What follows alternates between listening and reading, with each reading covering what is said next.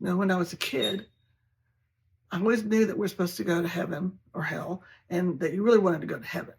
But heaven just didn't sound very nice to me. I mean, floating around on clouds, playing harps and singing songs and hymns and verses 1, 2, and 4 of the hymn book, and it never held any appeal to me. And I was like, Lord, there has to be more, but I don't understand it. And then the Lord started giving me a season where He would take me to the heavens. Holy Spirit just would take me when I was praying, and I would see different things in every situation, every single time. It would be life-changing to me. But I just thought it was my imagination, because all my life I've been told that my experiences are just my imagination. So I just thought it was my imagination. Until one time, we were very new in the prophetic, and my husband, Steve, was very encouraging. He said, even if it's your imagination that's changing you, it's teaching you things, so just go with it.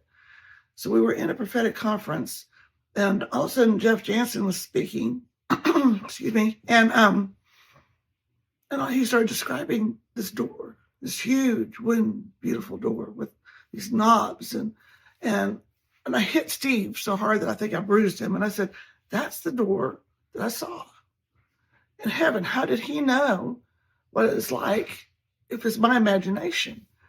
And as I listened to different people, John Paul Jackson and Kat Kerr and Jesse Duplantis and different ones, they were describing things that the Lord has shown me.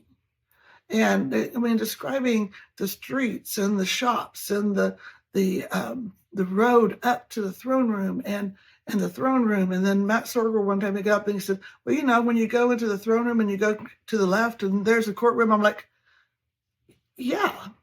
How do you describe that? How can he know that if it's my imagination? It's like I can imagine Hawaii. I can imagine the hills and the mountains, and I can imagine the beaches, but I've never been there. So I can't tell you, you go left to go to this mountain or you go right to go to this beach. I've never been there. But when you're there, you know the directions. You know how to get there. You know how to go to the garden. You know how to walk beside the river. You know what the river feels like. And I was like, how? If this is my imagination, how are all these other people seeing it? And then it dawned on me. It wasn't my imagination. Heaven is real. Heaven is a real place. And there's real things going on there. And people are living there. And people are doing things there. And it's not sitting around on clouds and playing harps. And it's not just sitting there listening to one speaker after another speaker after another speaker. It's the things that bring you joy on earth. When the Lord first showed me the shops, and He took me into a chocolate shop, and it was like 1,000 times better than any Godiva you ever been in. I'm like, why is there chocolate shops in heaven? And He said, well, don't you enjoy shopping on earth? I'm like, well, yeah. And don't you enjoy chocolate on earth? Well, yeah. So why wouldn't it be in heaven?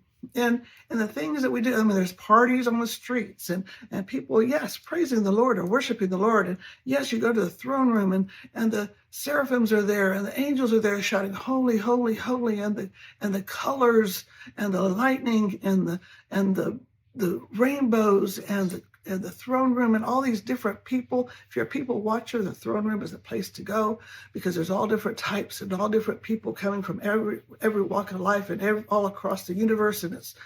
And you see people that you know there, and it's a family reunion, and it's fun, and it's not a boring place.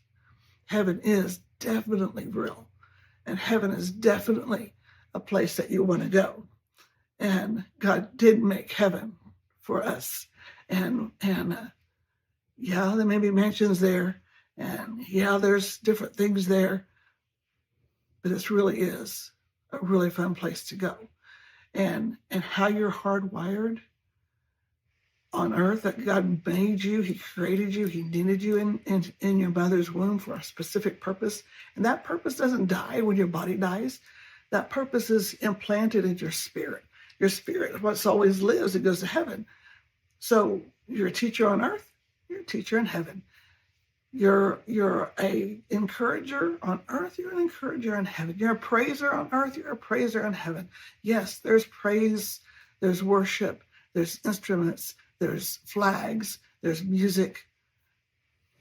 But there's so much more. So I encourage you today. Look forward to going to heaven.